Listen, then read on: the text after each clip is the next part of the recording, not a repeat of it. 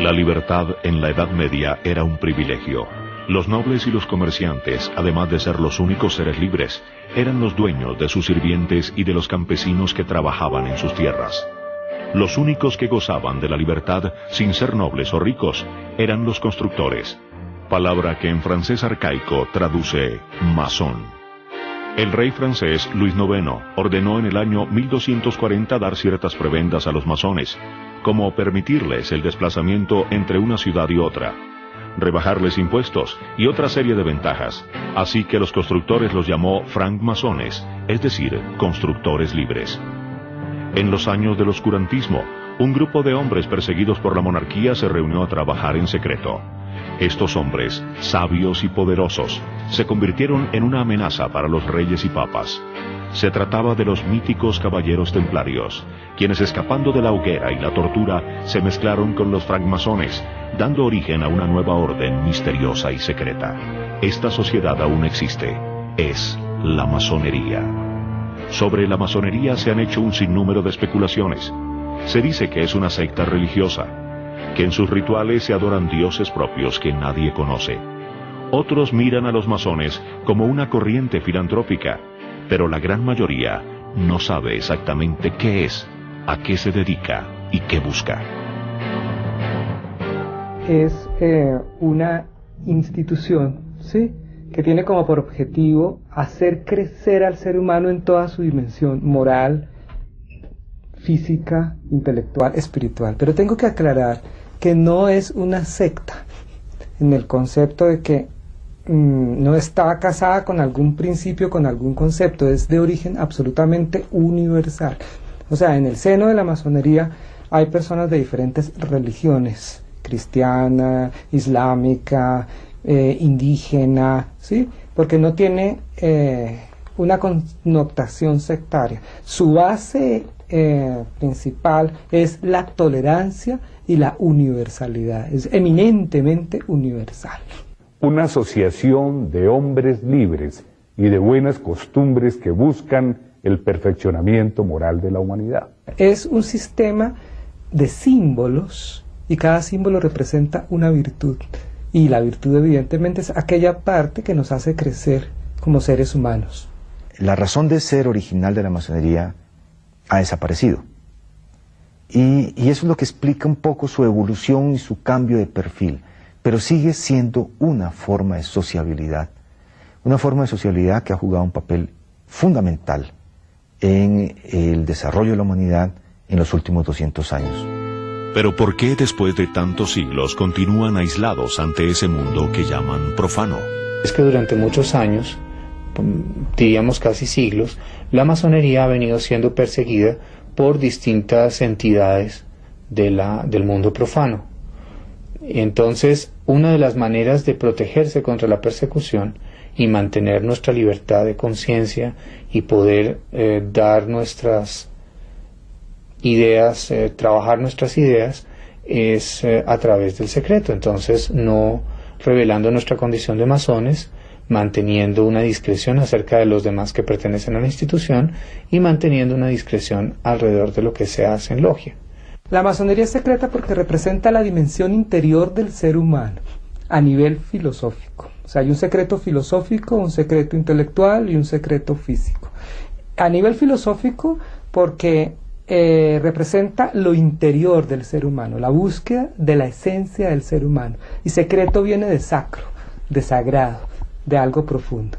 Es discreta porque la masonería ha sido perseguida en diferentes lugares del mundo, ¿sí?, por no tener una idea concreta de la masonería. Entonces nosotros no decimos quiénes son masones. Entonces en ese sentido es discreta, ¿sí? Pero quiero que me entienda el concepto de secreto como algo profundo, interior, en el sentido filosófico. Y porque es de grados, o sea, tiene elementos de graduación, o sea, de crecimiento, y el que está más arriba, ¿sí?, sabe lo que está más abajo, pero el que está más abajo tal vez no sabe lo que está más arriba, como un rompecabezas que se va armando. La masonería no es un ente proselitista, entonces no se está diciendo quién es masón. Eso es algo que uno lleva por dentro De la misma manera que uno puede llevar una religión y yo no estoy diciendo a los cuatro vientos a qué religión pertenezco. En el momento en que es oportuno decirlo, se dice, y en el momento en que es oportuno, se calla. El secreto masónico es un símbolo también. Tomado como símbolo, significa que uno tiene que ser muy prudente y expresar ante las demás personas lo que es propio para la circunstancia, no perjudica a nadie, contribuye más bien al desarrollo de una situación en forma positiva para todos. Nosotros no tenemos, podríamos decir, secretos o cosas que pudieran llegar a no tener una perfecta conceptualización en el diario vivir o en lo que nosotros denominamos el mundo profano. Quien maneja en forma privada, con sigilo y con reserva, sus propios actos, pues yo creo que tiene una posibilidad de acción mucho mayor frente al mundo exterior. Pero nuestros secretos no implican en modo alguno o en manera alguna, como muchas personas quizás lo hayan pensado, que tengamos cosas extrañas, raras o que pugnen con la ética y con los más elevados principios de la moral. Cuando los masones se reúnen, lo hacen en logias. Allí, abrigados por las paredes de un templo que cada una de estas logias posee, exponen sus pensamientos y trabajan en sus temas. La logia es una asociación de hermanos que tienen una identidad común, que se reúnen de acuerdo a un programa que previamente se ha establecido, con el objeto de llevar a cabo dentro de ella trabajos de diferente índole. Unos estrictamente filosóficos, masónicos podríamos decir, que tienen que ver con lo que son el ideario fundamental de la masonería dentro de sus grados fundamentales.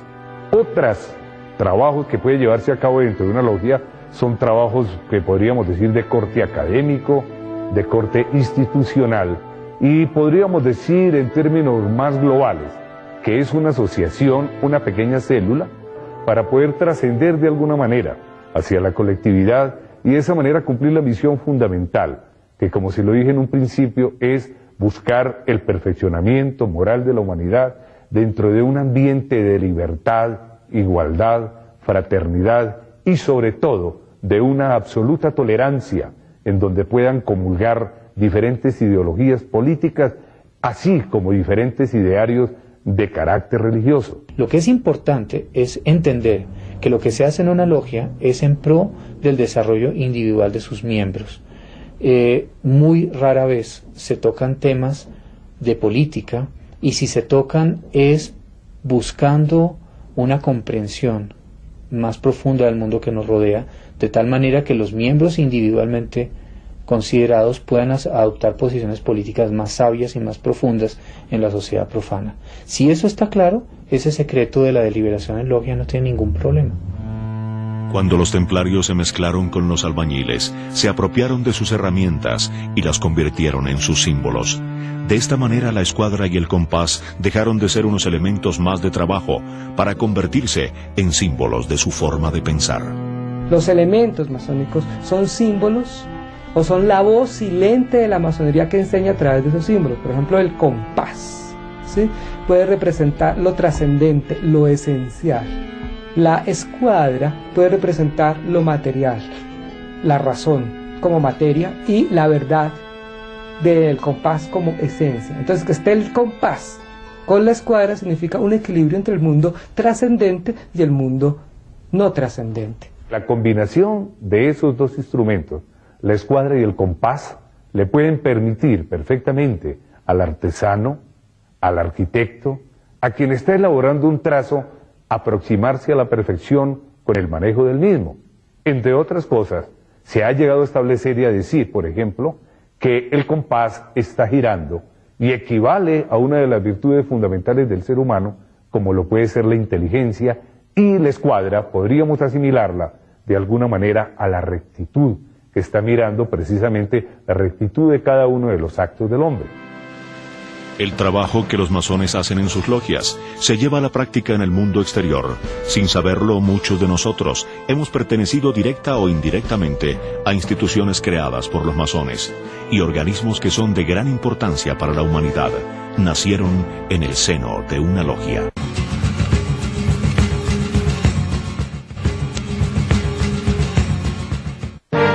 En la Revolución Francesa, en la independencia de Norteamérica, en la creación de organismos como la ONU, la OTAN o la Unión Europea, se encuentran claros vestigios de presencia masónica. Esta influencia hace pensar en la masonería como un complot para crear un nuevo orden mundial. Sí fue un complot. Y construyo esta frase en pasado porque es evidente que se organiza en el siglo XIX a la manera de sociedad secreta para complotar por el establecimiento de las ideas republicanas. Es muy claro que sí.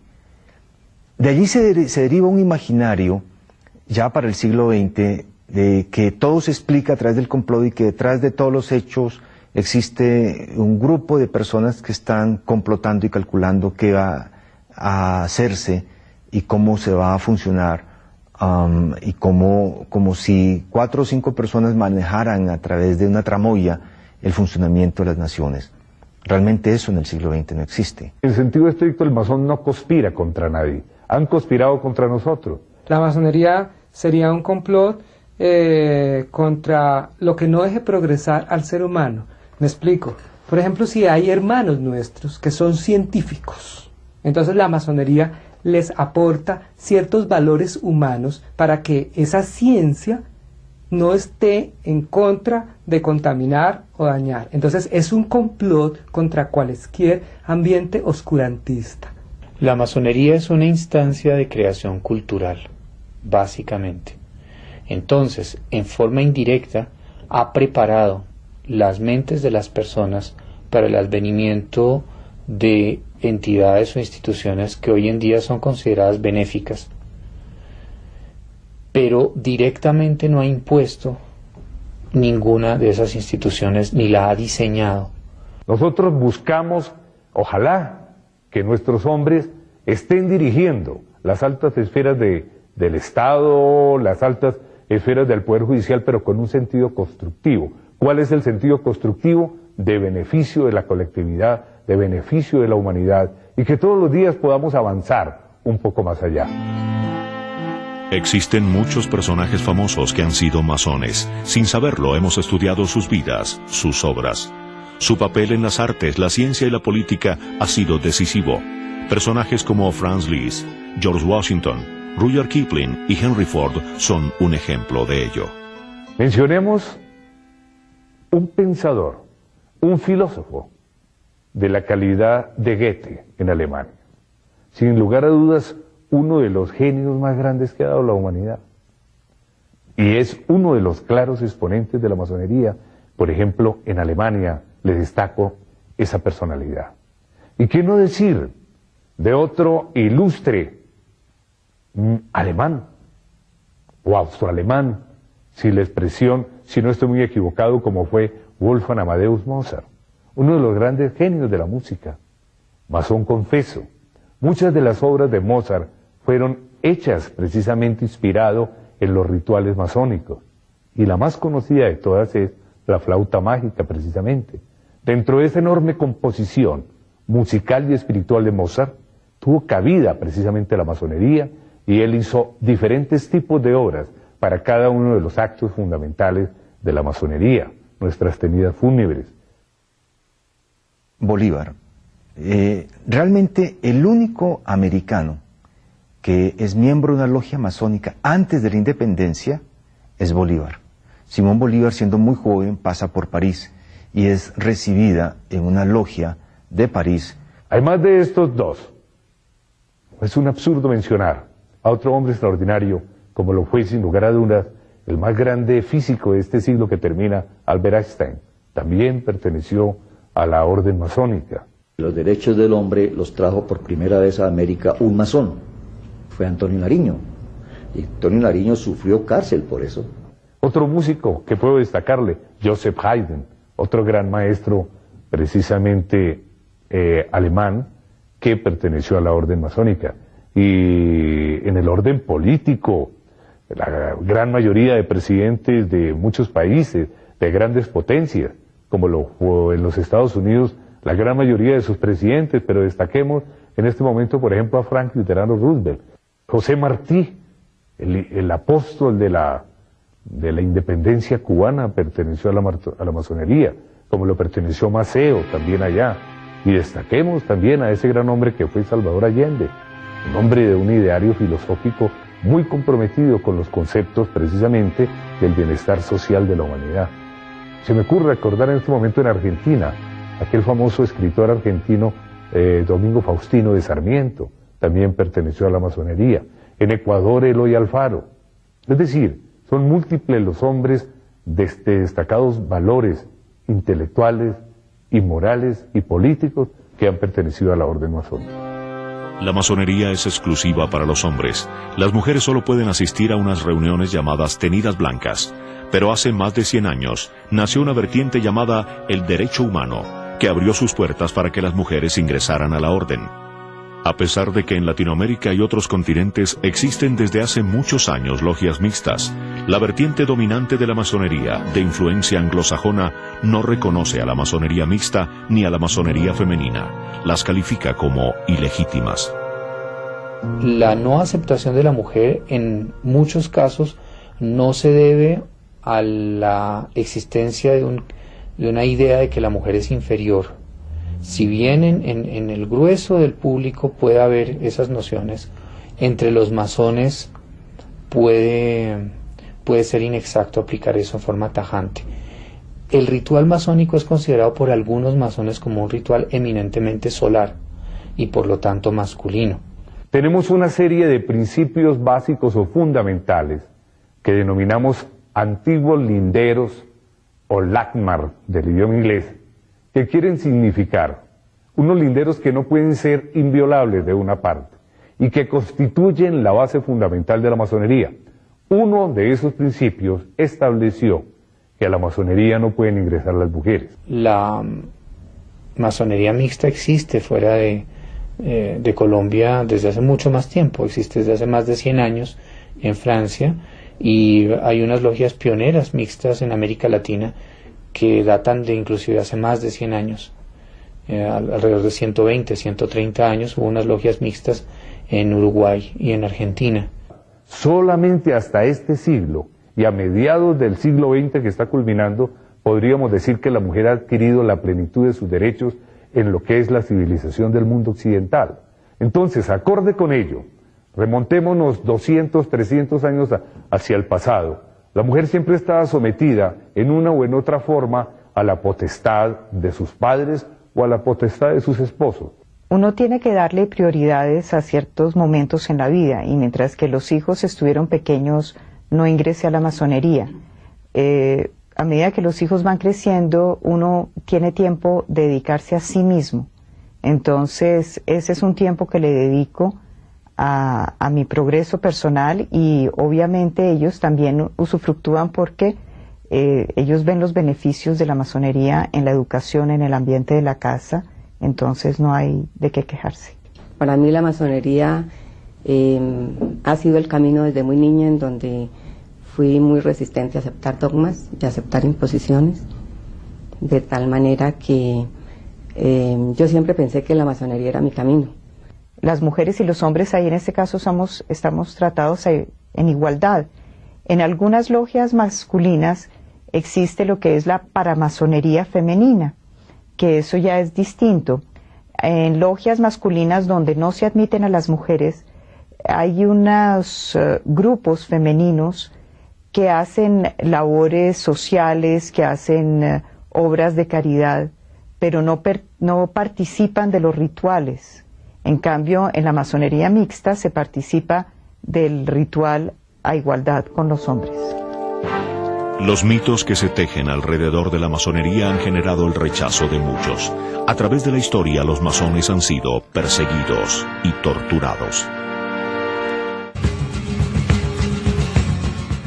Desde sus orígenes más remotos, la masonería ha sido víctima de la persecución. Religiones intolerantes, grupos políticos, gobiernos totalitarios han hostigado a la masonería, llegando incluso a eliminar y torturar a muchos de sus miembros. ¿Quiénes están en contra de la masonería? ¿Qué es lo que se teme de ella? Existen agrupaciones de personas que están muy temerosas de que la masonería esté desarrollando actividades perjudiciales para la sociedad. Y al tener estos temores, generan una paranoia, un delirio de persecución y la emprenden contra la masonería. En los países llamados latinos de alta influencia católica o en algunos países de influencia comunista muy fuerte, la masonería ha sido perseguida porque se ha creado dentro de la cultura del país una serie de reticencias frente a la libertad de pensamiento preconizada por la masonería. Entonces, para que la cultura cambie, para que sea aceptada la libertad de conciencia en forma plena, se necesita una evolución muy prolongada.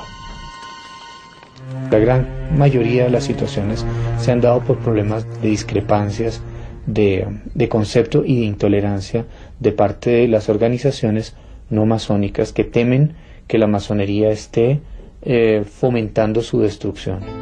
En ciertos casos, estos temores sí han tenido fundamento, pues algunas logias se han involucrado en temas exclusivos de los gobiernos.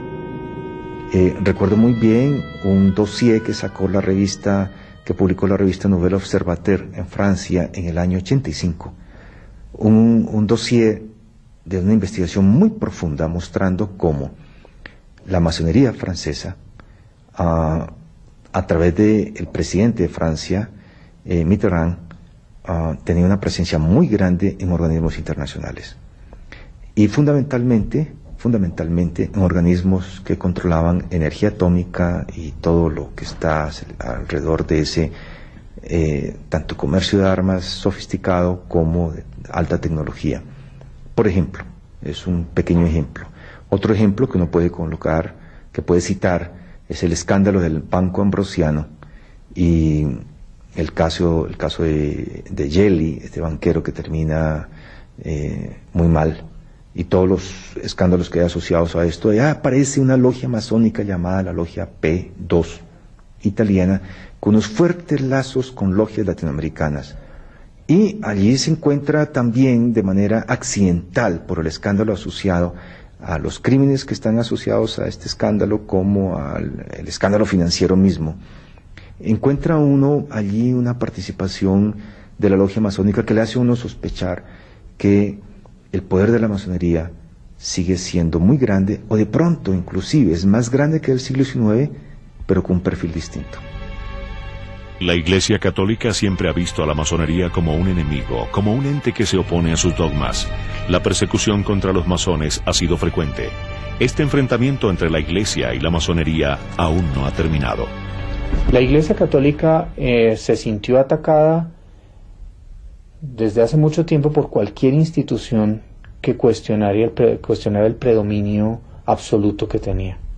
Y así fue como atacó la masonería, atacó el liberalismo, la ideología liberal, atacó cualquier entidad o cualquier grupo religioso que por cualquier razón que fuera pareciera desbancarla de su posición de predominio. Pero una de las razones principales es la universalidad de la masonería. O sea, por universal en el concepto religioso, la masonería es absolutamente ecuménica. O sea, admite en su seno a todas las personas de todas las creencias. Es más, no le interesa si las tienes. Parece que a la Iglesia en otras épocas no le gustaba ese punto, y por ahí comenzaron los problemas con la Iglesia católica, apostólica y romana, mas no con otros credos cristianos.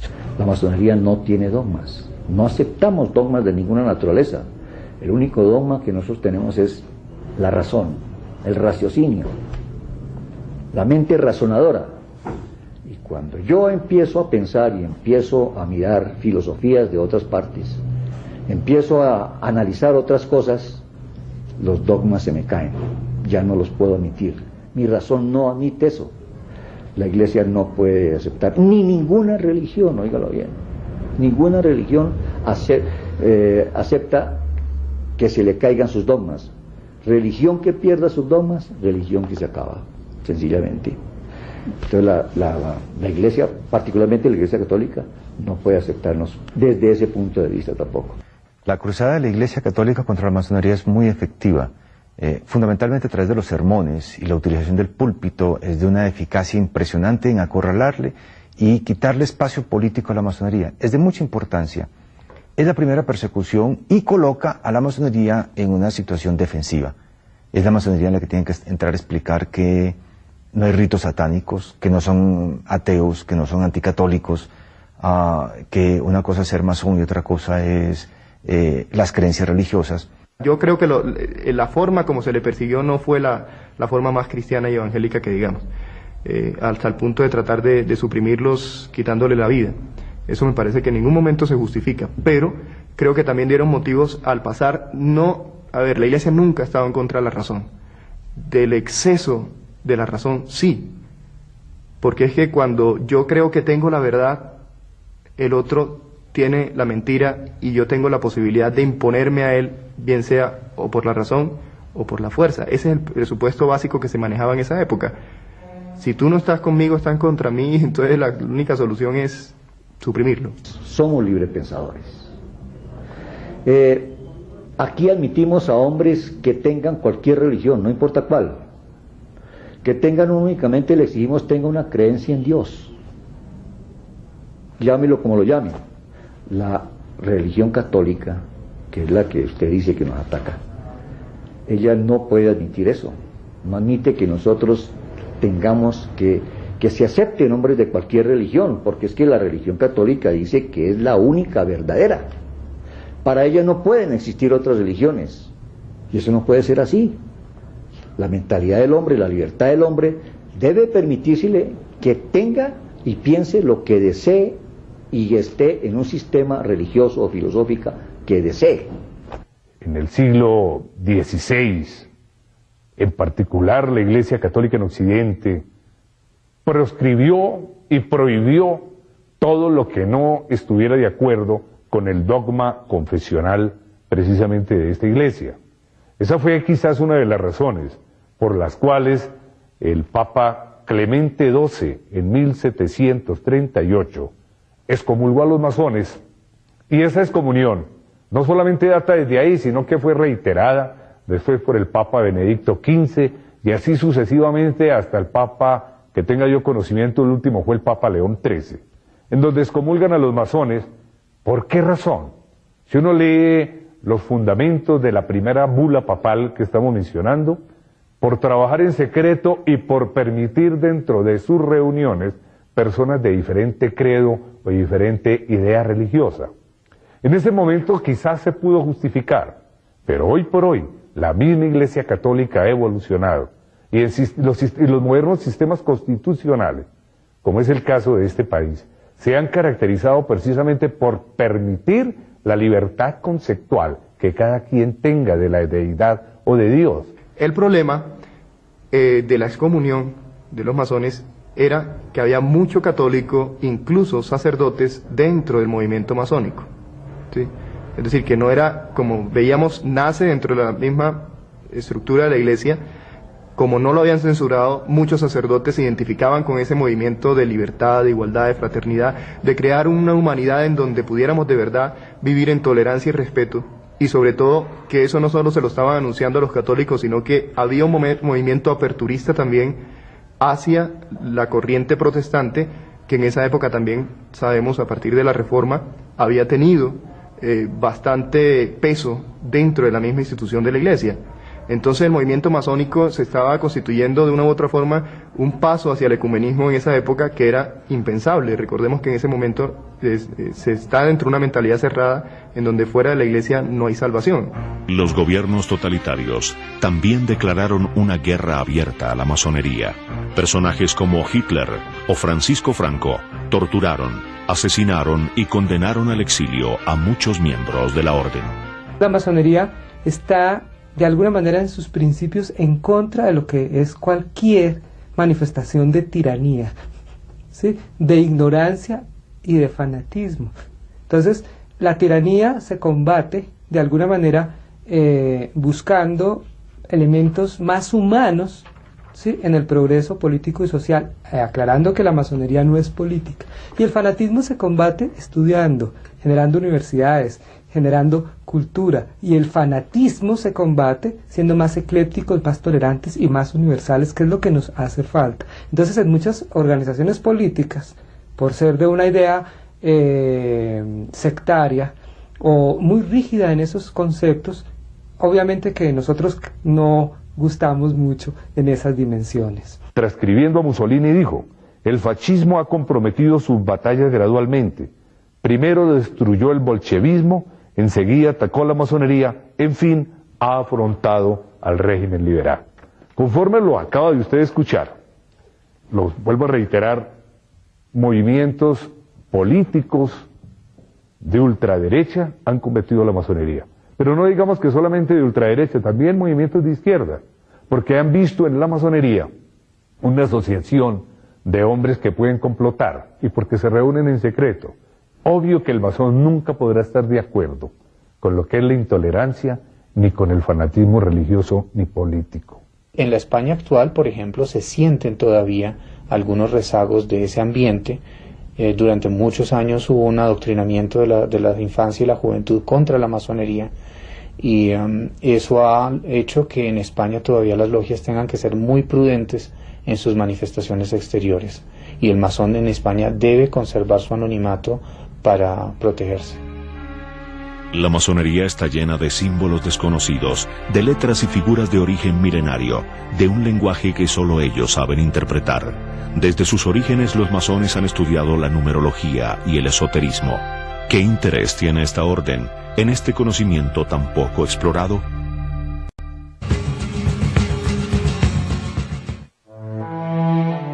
La masonería es esotérica, enigmática. Símbolos como el sol, la luna, los signos zodiacales están plasmados en las paredes de los templos, y el camino al conocimiento que sigue todo masón está marcado por el estudio del esoterismo. Pero entendamos que el esoterismo, como lo maneja la masonería, tiene una diferencia con el esoterismo como se ha manejado últimamente. Por esoterismo entendemos lo profundo, ¿sí?, lo esencial, ¿sí?, lo que trasciende tiempo, espacio, aquí y ahora, ¿sí? En otras palabras, es lo que busca lo trascendente en el sentido de buscarle el gran significado a la vida.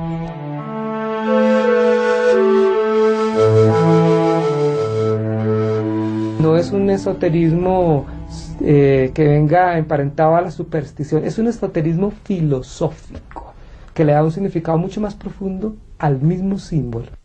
Aclaremos que el símbolo no representa lo que está representando, ¿sí?, porque ya dejaría de ser un símbolo y sería un logotipo o sería un signo. Los símbolos son evocadores de algo mucho más profundo.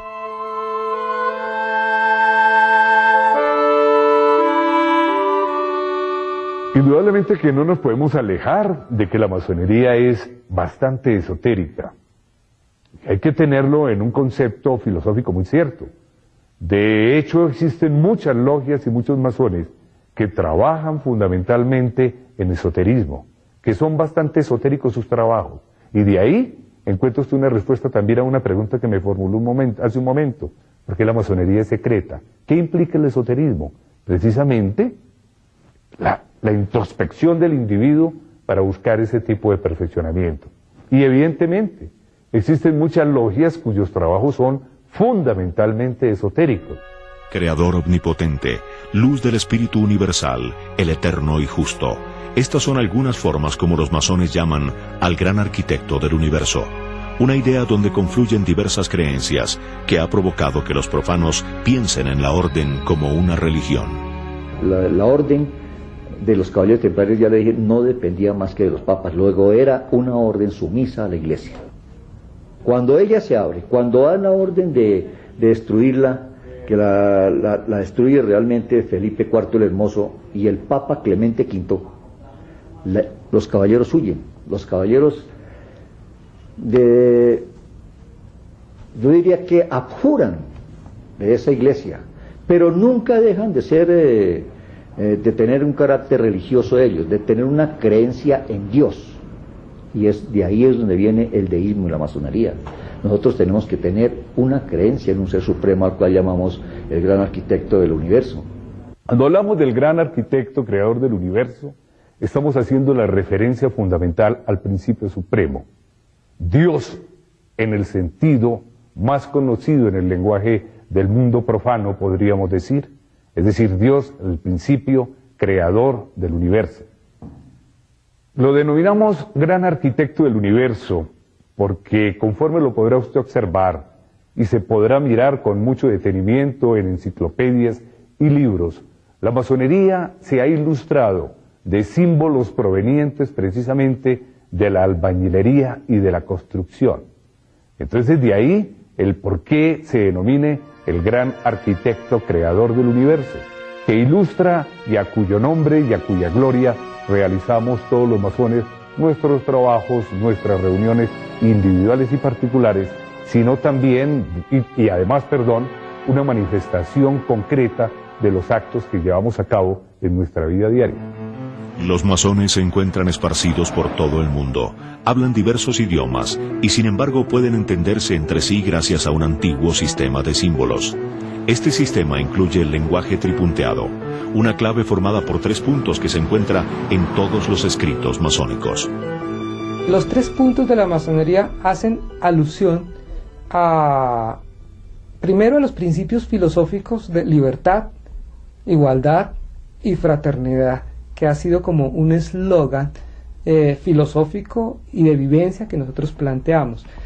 Hacen también alusión a las trinidades de todas las antiguas religiones, ¿no? El cristianismo tiene el Padre, Hijo, Espíritu Santo, Osiris, Isis, Horus, Brahma, Vishnu, Shiva de los hindúes, y es la luz, o sea, lo esencial que va de alguna manera piramidalmente hacia lo común y normal. Entonces estos 3 puntos, como usted lo dice, pertenece a un lenguaje cifrado, que nos están recordando también la figura que se desprende de ellos, que es otra figura arquitectónica muy hermosa, un triángulo, que implica necesariamente la perfección y precisamente el que cada uno de nuestros actos sea precisamente para glorificar aquellos aspectos fundamentales del ser humano y en particular, de manera particular, para glorificar al gran arquitecto del universo. Muchos velos hay alrededor de los rituales masónicos. El secreto manejado por los miembros de la orden ha creado un halo de misterio entre los profanos. Entre ellos mismos existen secretos que solo van develando a medida que alcanzan grados más altos. Por eso a nuestras cámaras no les fue permitido grabar ni el más simple de sus rituales. Existen diferentes tipos de ritos. Los más conocidos en el mundo occidental, sin lugar a dudas, son el denominado rito de York y el denominado rito escocés, antiguo y aceptado. Es una forma de ubicarse dentro del templo. Podríamos decir casi que una especie de reglas fundamentales para empezar a elaborar el trabajo. Los rituales que se practican son rituales en donde la interpretación de los símbolos se hace a través de movimientos de las personas, de movimientos del cuerpo de las personas, parlamentos, se dicen cosas. Esos son los rituales. Existen multiplicidad de rituales en masonería. Hasta donde tengo entendido, los diccionarios nos dan cuenta de 99 ritos o más. Un rito es un psicodrama, es una representación de algo, ¿sí?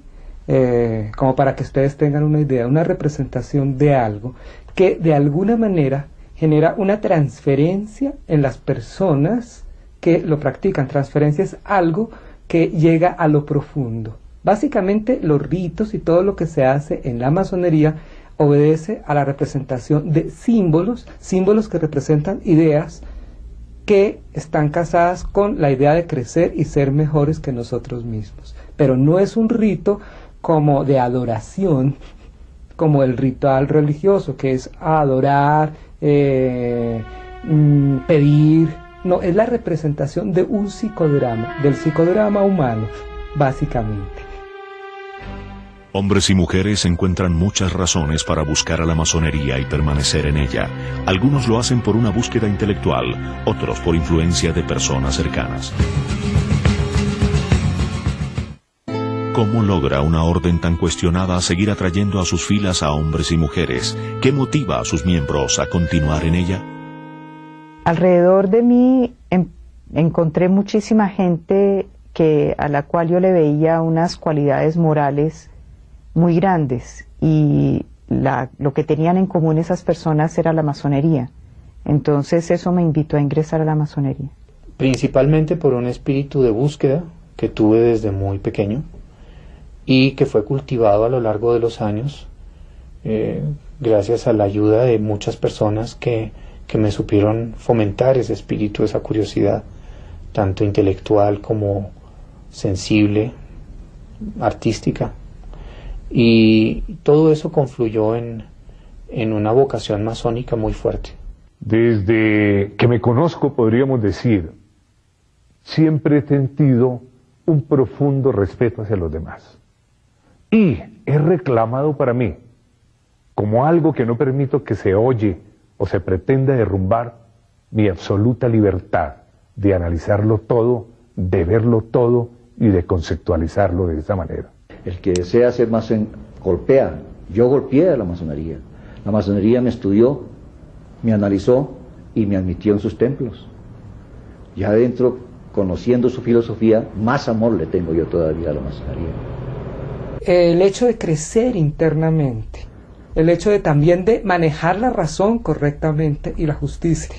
Entonces me hizo sentir en un ambiente cómodo para la investigación y el poder compartir con otros precisamente esos conocimientos y esas inquietudes.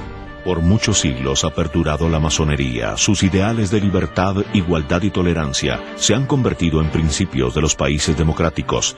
Al parecer, el fin de la masonería todavía se encuentra muy lejano. La masonería es una idea que tendrá vigencia mientras existan seres humanos. Que tenga vigencia no quiere decir que siempre va a haber organizaciones masónicas a mano. Quiere decir que existirá la posibilidad de que alguien asuma la tarea de redescubrir para sí mismo y para su generación la importancia del trabajo masónico.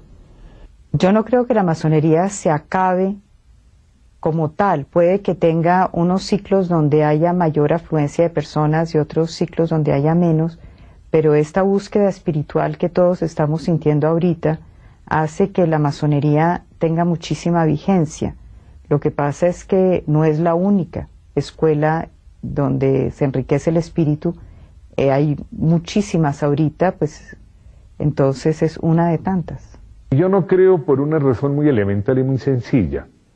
Yo creo que el hombre, por más de que evolucione la tecnología y el mundo científico avance día a día, la concepción espiritual del hombre tiene que ser todos los días más pujante y más grande.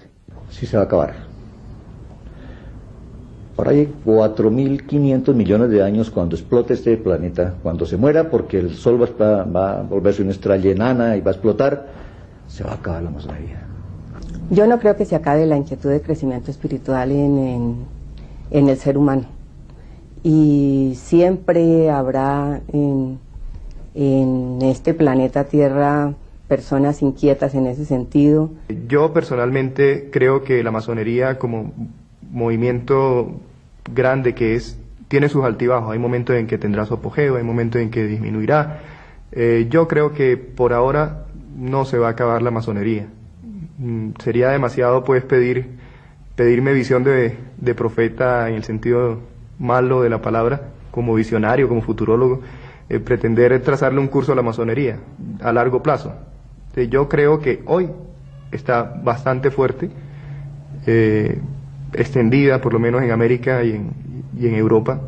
No, ignoro cómo estará en Asia y África, pero hasta donde conozco es un movimiento grande que no creo que se acabe por ahora. La masonería se va a convertir en una especie de club. Sí. La logia masónica termina convirtiendo en un lugar donde la gente se encuentra para charlar entre amigos y amigas La masonería tiene una influencia muy fuerte en el mundo occidental. En Escandinavia el 40% de su población está vinculada a logias masónicas. En Estados Unidos, la masonería dona fondos al 70% de los hospitales públicos. ¿Cómo influye la masonería en América Latina? La influencia que nosotros proyectamos hacia el mundo externo, por ejemplo en Latinoamérica, es precisamente nuestra visión de que la política sea más humana. Por más humana es más democrática, o que de alguna manera trabaje esencialmente en ambientes de justicia. Indudablemente en Chile la masonería tuvo influencia primero en que los exabruptos que se cometieron con la toma del poder violento por parte de la Junta Militar fueran limitados. La Iglesia Católica cumplió funciones a ese nivel. A ver, no siempre para limitar el alcance, pero por lo menos trataron de aliviar en alguna medida, o por lo menos no dejar silenciar los desmanes cometidos, ¿no? La masonería en América Latina está vigente, pero yo creo que sin lugar a dudas debo de destacar de manera muy especial la masonería de los países de vanguardia de América Latina, y me refiero con ello a la masonería en Brasil, por ejemplo. Brasil es de los países que tiene una masonería fuerte, con muchos miembros, y realizando ese ideario sociopolítico. Donde hayan masones, ¿sí?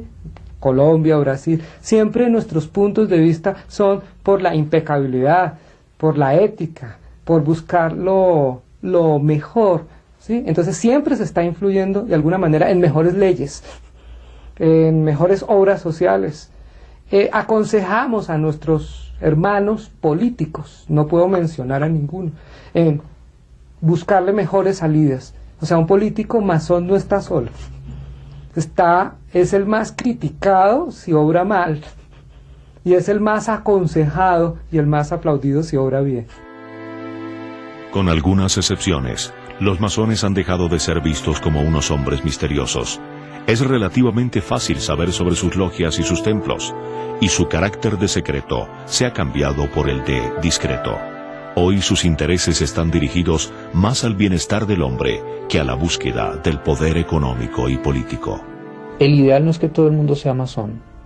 Lo importante para la masonería es que exista tolerancia en la sociedad. Si existe la tolerancia, existe la posibilidad de existencia de la masonería, aunque sea en un grupo pequeño, pero no es una idea que sea interesante vender a la gente. Llega a la masonería la persona que quiere trabajar masonería. Yo diría un mundo completamente masónico cuando de alguna manera desaparezcan las fronteras sociales, ¿sí? Los clasismos sociales, cuando hubiese un respeto profundo por la libertad de culto, donde cada uno creyese en lo que creyese fuese respetado, cuando hubiese una democracia o un sistema de gobierno que verdaderamente fuera humanista. Lo que veo, y lo veo muy positivamente, es que en aquellas latitudes, en aquellas naciones, en donde se veía el masón como un ser diabólico, como un ser que llevaba a cabo en sus reuniones rituales sangrientos y monstruosos, la gente ya está empezando a mirar a la masonería desde un punto de vista constructivo. Y el mejor ejemplo son nuestros hombres. Piense usted por un momento en los nombres que les comenté, en la obra de estos filósofos, de estos grandes pensadores que ha tenido la humanidad. Por el contrario, yo creo que la tendencia debe ser a que la masonería se propague. Pues nosotros no estamos propagando dogma de ninguna naturaleza, ni sentimiento religioso alguno. Estamos buscando la prosperidad del ser humano.